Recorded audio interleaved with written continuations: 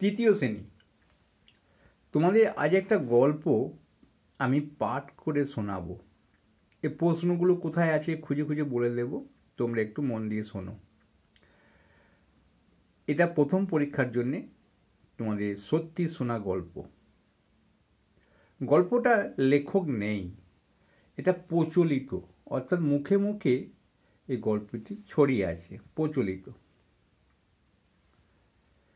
গল্পটা একটা শিক্ষার বিষয়ে গল্প, খুব ভালো গল্প। তোমরা দেখো, বুড়ো চাষি কঠিন অসুখ করেছে, বাঁচার আশা নেই।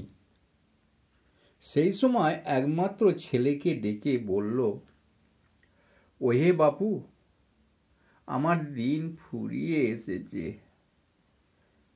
যাওয়ার সময় তোমাদের একটা দরকারি কথা বলে যাই।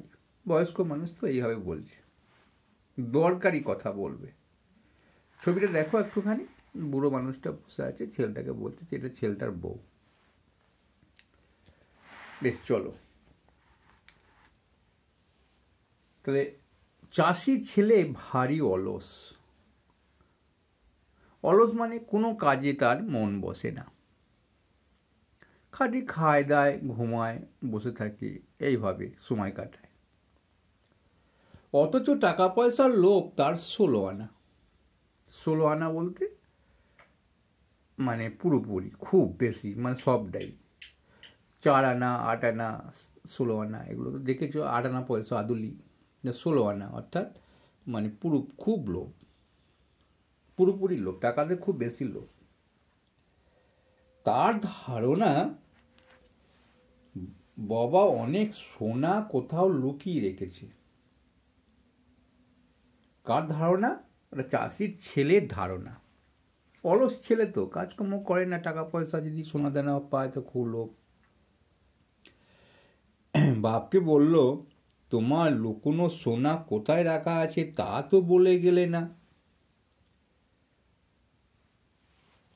দেখো, এসে খাঁটি সোনার কথাটাই বাবাকে বললো, যে তোমার কোথায় সোনা লুকোনো আছে তা তো বলে গেলে না। বোঝো, বাবা ডেকেছে কিছু বলবে বলে।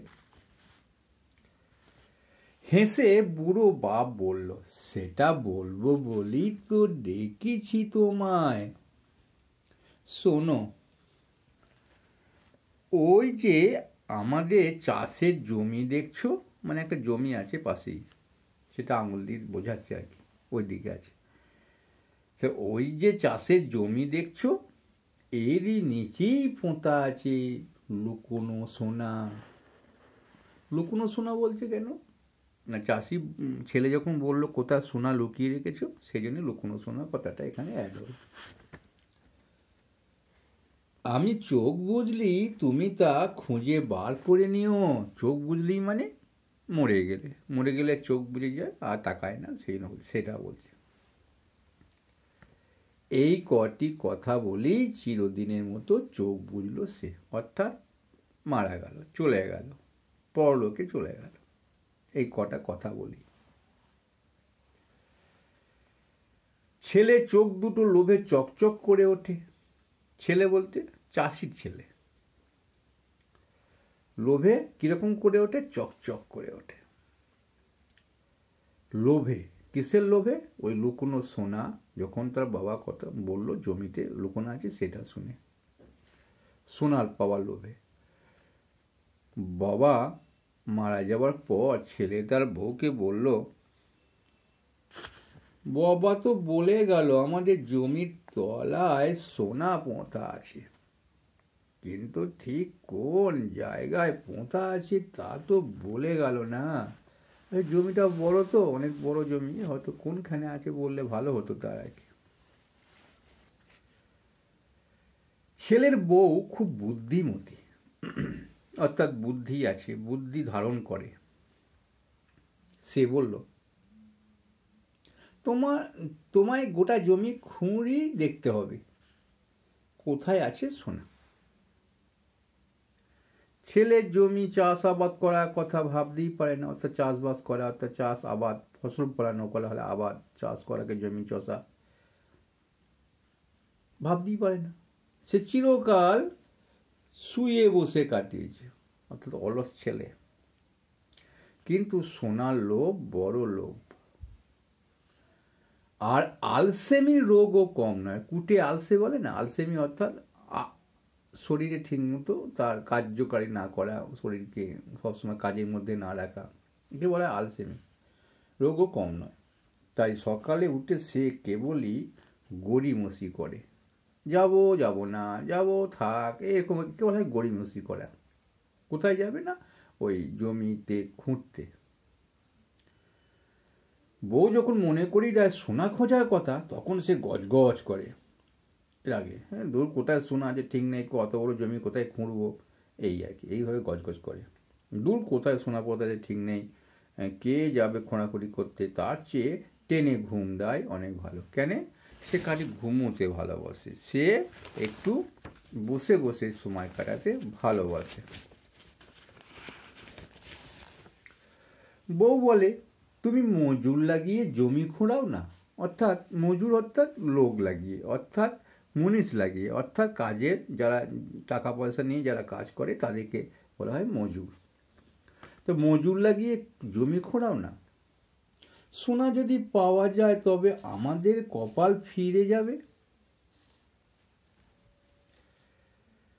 চুপচাপ বসে থেকে কি লাভ? বাবা যখন বলছেন তখন চেষ্টা করে দেখতে দোষ কি? বউ খুব বুদ্ধিমতী, তাই বুদ্ধি করে কথাটা বলল। বউয়ের পরামর্শ শুনে দুজন মজুর ডাকিয়ে জমি খুঁড়তে লাগিয়ে দেয়। বউয়ের পরামর্শ অর্থাৎ বউ যে মতামতটা দিল এটাকে বলা হয় পরামর্শ। তার বউ আবার এসে বলে, ওদের ওপর ছেড়ে দিয়ে নিশ্চিন্তি হয়ে ঘরে বসে থেকো না, যেন তুমি কোদাল নিয়ে যাও। তা না হলে ওরা যদি সোনার তালটা পেয়ে যায় তবে সরিয়ে ফেলতে পারে। সরিয়ে ফেলতে কতক্ষণ? এটা বউ তার মাথায় ঢুকিয়ে দিল। ছেলে ভাবে বউ ঠিক কথাই বলেছে, ওদের বিশ্বাসই বা কি? ওরা যদি সোনার তাল সরিয়ে ফেলে তবে সব চেষ্টা বৃথা। তাই সেও একটা কোদাল নিয়ে কাজে লেগে যায় মাঠে। কাজ করতে করতে ওদের ওপর নজর রাখার সুবিধা হবে। যত মাটি খোঁড়ে চাষির ছেলে তত সোনার জন্য মরিয়া হয়ে ওঠেছে। মানে মরিয়া হয়ে, অর্থাৎ মানে তার মন প্রাণটা সবসময় ওইদিকেই পড়ে থাকে। কিন্তু সকাল থেকে সন্ধ্যে পর্যন্ত 5 বিঘে জমি খোঁড়াখুড়ি করে এতটুকু সোনা পাওয়া গেল না। জমিটা কত? 5 বিঘে, এটা মনে রাখবে। বড় একটা বাকুড়ি, প্রায় বাকুড়ি বলা হয় যে বড় বড় জমিগুলোকে। রাগে বিরক্তিতে অস্থির ছেলে তার বউকে বলল, বাবা নিশ্চয়ই বোকা বানিয়েছে, সোনা দানা কিচ্ছু নেই, মেচি মেচি খাটিয়ে মারলে। বউ হেসে বললেন, দেখো জমিটা এখন ঠিক চাষ করার মতো হয়েছে। কোনদিন চাষ করতো না, মাটি খুঁড়তো না, মাটি চাষ না করার ফলে যেরকম ছিল সেটা কি আজকে ঠিক চাষ করার মতো হয়েছে। ছেলে তার বউয়ের মুখের দিকে তাকালো। বউ বলল, আর কদিন পরই বর্ষা নামবে। এই সময় এই বীজ বোনার সময়। কখন বীজ বোনার সময়? বর্ষার সময়। বাবা প্রতি বছর এই জমিতে ধান চাষ করতেন, কি সুন্দর ফসল হতো। জমিতে চাষবাস করতো, বাবাই করতো। শুনে ছেলে ভাবলো, জমিটা যখন খুঁড়ি ফেলা হয়েছে তখন এমনি করে না ফেলে না রেখে চাষ করে ফেলাই ভালো। তার বউ হাট থেকে সেরা ধানের বীজ কিনে আনলো। খুব প্রশ্নে পড়ে, বউ কি কিনে আনলো? সেরা ধানের বীজ, অর্থাৎ ভালো ধানের বীজ। স্বামী সকাল থেকে সন্ধ্যে পর্যন্ত খেতে কাজ করে, ক্ষেত মানে জমিতে। বউ তার খাবার নিয়ে যায়, তামাক সেজে নিয়ে যায়, তামাক অর্থাৎ হুঁকো কলকের মতো কিছু খায় আর কি, সেটা নিয়ে যায়। অলস স্বামীকে এইভাবে কাজ করতে দেখে তার গর্বে বুক ভরে যায়। স্বামীটা তো অলস ছিল, ভাবতো কি করে সংসার চলবে, কিভাবে কি হবে, এরকম ভাবনা ছিল। যখন কাজ করতে দেখেছে তখন কিন্তু তার গর্বে বুকটা ভরে গেছে। তারপর যথাসময়ে বর্ষা নামলো। সে বছর বৃষ্টিও হলো খুব ভালো। অল্প দিনের মধ্যে ক্ষেত ভরে গেল শস্য মানে ফসলে। মাঠ ভরা পাকা ধানের রাশি দেখে মনে হলো সত্যি কে যেন সোনা ঢেলে দিয়েছে মাঠে। বউ বলল, দেখো বাবা মিথ্যে বলেনি, সত্যি সত্যি সোনা ফলেছে মাঠে। অর্থাৎ মাঠের সোনালি রঙের ধানগুলো যেন মাথা চারা দিয়েছে, থেকে মানে সেটাই মনে হয়েছে আর কি, সোনা ফলেছে। ছেলে অবাক হয়ে তাকিয়ে থাকে মাঠের দিকে। জমিতে সে এত ভালো ফসল ফলে সে প্রথম জানল। ফসল কাটার পর তা হাটে বিক্রি করে 1 থলি টাকা পেল চাষির ছেলে। কি কোথায় বিক্রি করেছিল? হাটে। ভালো প্রশ্ন একটা। 1 থলি টাকা পেল। বাড়ি ফিরে সে বউকে বলল, দেখো এই দেখো কত টাকা। আমার ধারণা ছিল না যে জমি চাষ করে এত রোজগার হয়। বউ খুব খুশি, এই তার স্বামীর প্রথম রোজগার। হেসে বলল, তাহলে বাবা ঠিক কথাই তো বলেছিল, বাবার কথাই তো ঠিক, জমিতে তো সত্যিই সোনা পোঁতা ছিল। মাথা নেড়ে জবাব দিল, 16 আনা। 16 আনা মানে পুরোটাই সত্যি। আজ আমি বুঝেছি যে বুদ্ধি খাটালে আর কঠোর পরিশ্রম করলে তার পুরস্কার পেতে দেরি হয় না। তাহলে গল্পটার মধ্যে একটা বিরাট শিক্ষা আছে। বাবা মানে পরিশ্রম করলে সব কিছুই ভালো কিছু পাওয়া যায়, আর অলসভাবে বসে থাকলে কিছু পাওয়া যায় না। যাক, তোমাদের পরে গল্পটা পড়িয়ে দেবো।